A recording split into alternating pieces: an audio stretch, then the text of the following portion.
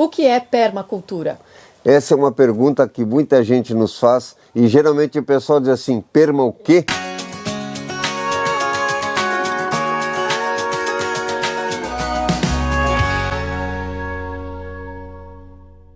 Entender a palavra ajuda.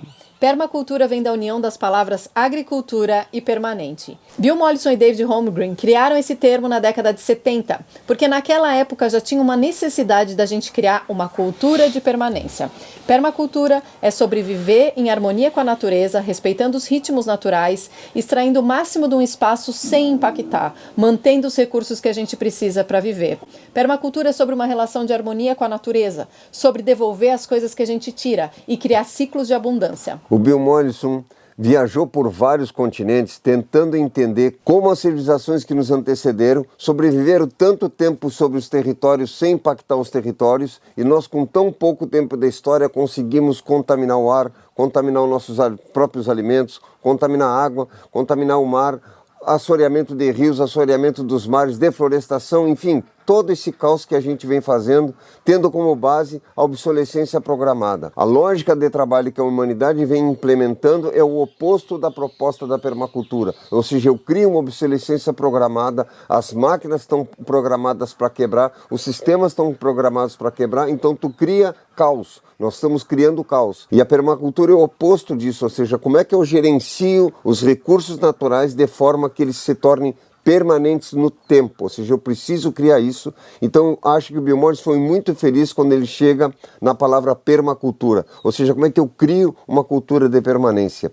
E ele chegou nisso viajando pelos continentes, viajando e entrando em contato com as comunidades, ele começou a ver, ou seja, buscando a questão da agricultura sustentável, ele começou a ver que essas comunidades tinham não só uma agricultura sustentável, mas a vida deles todas tinha toda uma lógica. A forma de construir as casas a partir dos recursos que tinha no lugar, ou seja, da arquitetura vernacular, o uso da água, o respeito pelos rios, o respeito pelas águas, o respeito pelos animais, o entendimento do ambiente onde eles viviam e o melhor resultado a partir disso. E toda a cultura dos povos, então, tinha uma relação direta com os ciclos da natureza.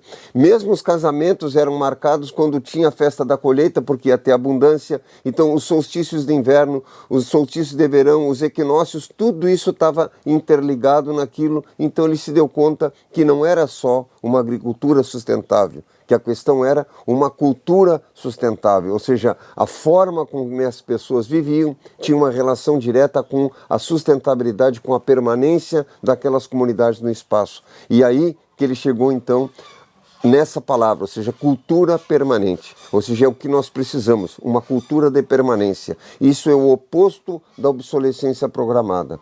Da mesma forma, hoje, nós estamos pegando a palavra agricultura, que vem de cultura agrícola, ou seja, de várias culturas agrícolas, e a diversidade de culturas agrícolas é tão grande quanto a diversidade de povos.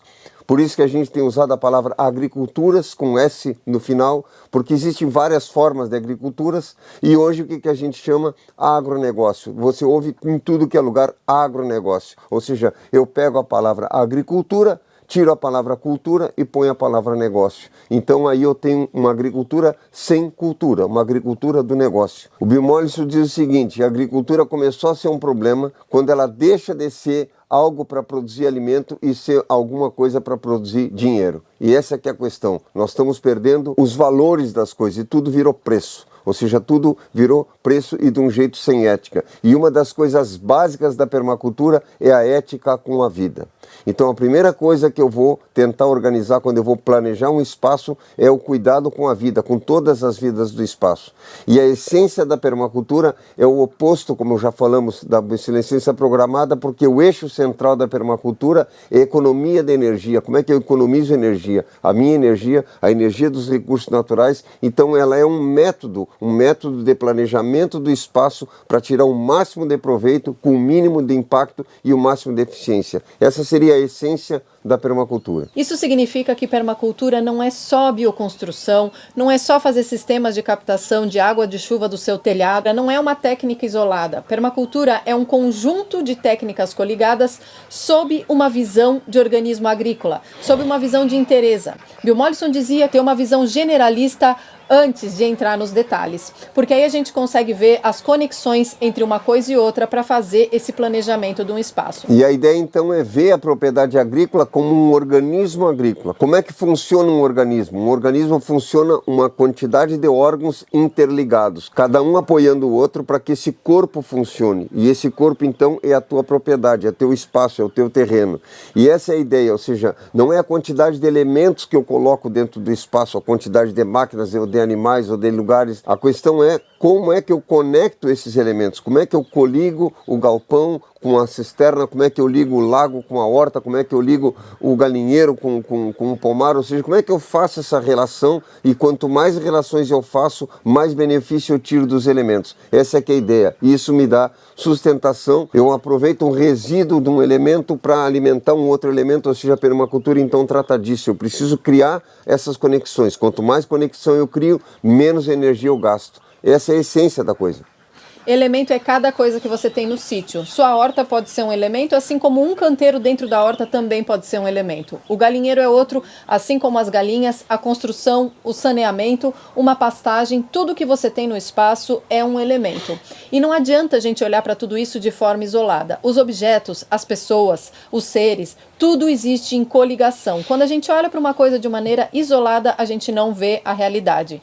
A gente precisa entender as características individuais de cada coisa, mas essas características sempre existem em relação com o ambiente, em relação com o sol, com os ventos, com os elementos naturais, com outros seres, e é essa visão de conexão que é tão fundamental dentro da permacultura e que faz com que esse método de planejamento rural seja tão eficiente. Às vezes a pessoa tem uma terra e acha que aquilo é pequeno, é bem comum o pessoal dizer isso. Só que é o seguinte, a questão é como é que tu organiza o espaço para tirar o melhor proveito dele. Então a permacultura tem como essência a otimização do espaço. Como é que eu torno esse espaço mais ótimo? Eu vou dar um exemplo que talvez fique fácil da pessoa entender. Imagina, muita gente já viu, marcado no chão o terreno de uma casa, o espaço de uma casa, o alicerce para construir uma casa. Muitas pessoas já devem ter visto isso. Pegou uma planta para construir uma casa, chegou no terreno, está lá o alicerce marcado. Ela caminha naquela marcação, qual é a sensação que ela tem? Que é pequeno, que a sala é pequeno, que o banheiro não dá, que o quarto não vai caber ele, a mulher dele, mas os móveis, não vai caber nada ali dentro. A sensação que a pessoa tem é isso. Aí ele passou algumas semanas, o pedreiro foi lá, ergueu as paredes, arrumou mais ou menos o contrapiso, parece que ficou um pouco maior. Botou o telhado, parece que aumentou mais um pouco, de repente já fez a pintura, botou janela, mas quando é que realmente tu vai entrar nesse espaço e tu vai achar que ele realmente é o que tu tinha planejado ou como tu gostaria? Por incrível que pareça, é quando tu colocar os móveis lá dentro. Quando tu colocares os móveis dentro do espaço, o espaço vai parecer maior. Olha que coisa interessante. Aonde eu quero chegar? Você tem um terreno, você tem um sítio, uma fazenda. Enquanto tu não tem um planejamento para ela, onde tu coloca as coisas dentro de uma ordem, certo? Tu parece que aquilo é pequeno e às vezes tu não consegue tirar mais resultado daquele espaço porque o mobiliário, ou seja, as coisas que tu vai colocar lá dentro, ou tu não colocou ou tu não soube colocar. E aí tu ocupou o espaço errado. Agora tu imagina, por exemplo, tu tem uma casa e tu entra pelo banheiro. Nunca tu vai entrar pelo banheiro da casa. Tu vai entrar pela sala, certo? E talvez tu tenha uma porta na cozinha que dê pro quintal. Então as coisas têm um porquê. Tu vai fazer um corredor onde de um lado entra um quarto, do outro lado entra outro quarto, tu não vai passando de uma peça para outra.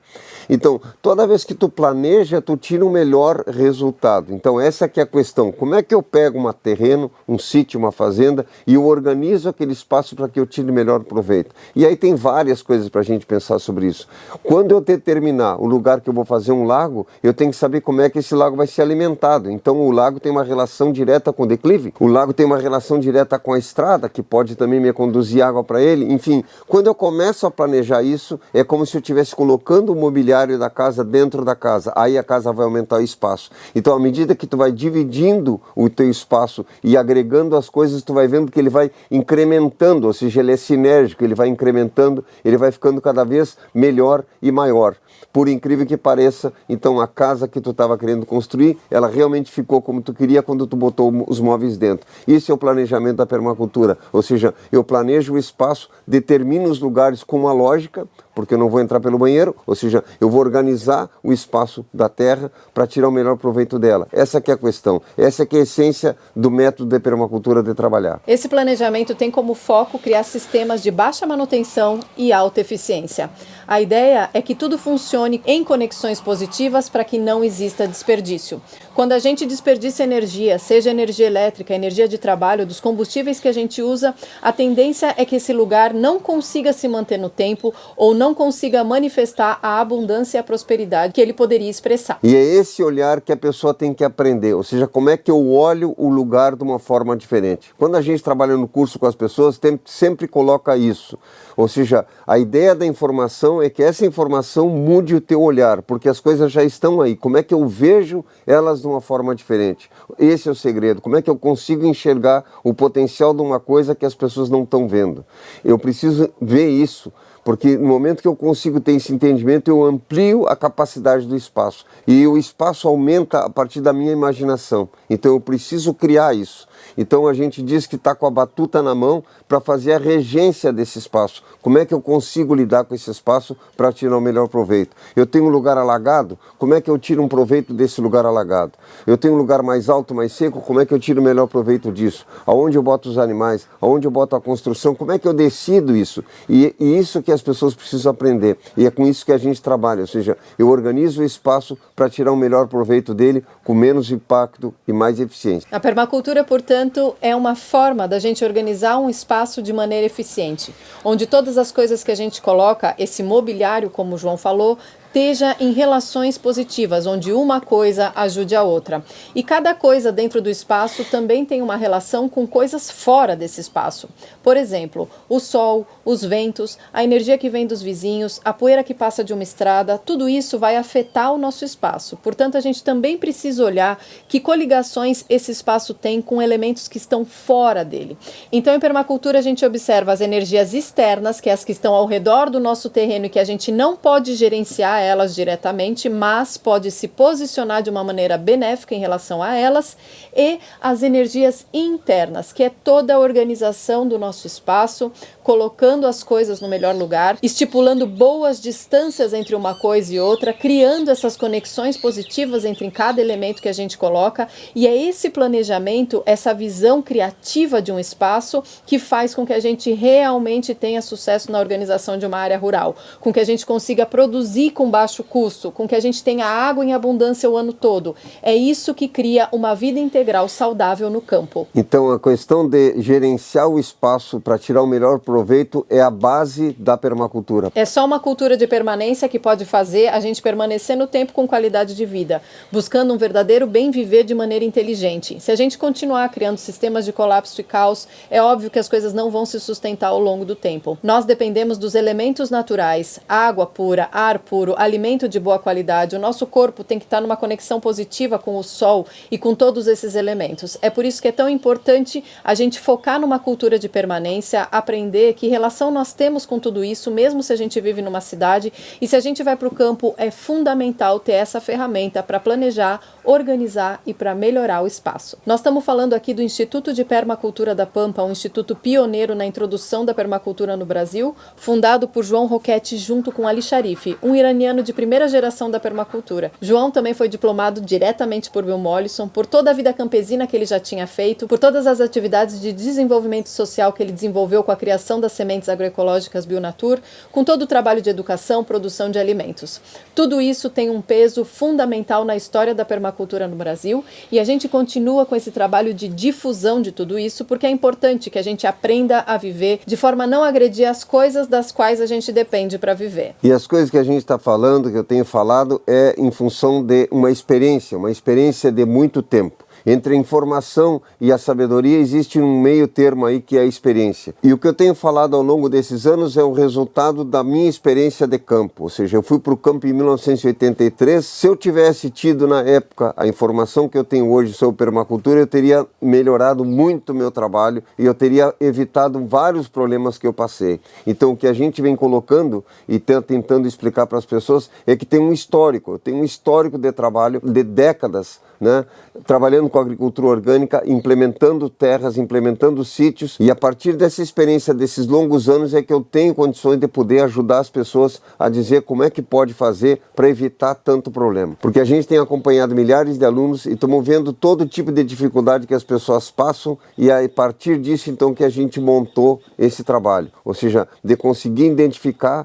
o que a gente pode melhorar para não chegar em determinados tipos de problema. E aí são vários deles. É por isso que na prática a teoria é muito diferente. Não basta teorizar e trazer conceitos sobre o que é permacultura. Permacultura é algo para ser vivido. E justamente por isso Bill Mollison não era a favor de que a permacultura tivesse dentro das universidades antes de ser algo real na vida das pessoas.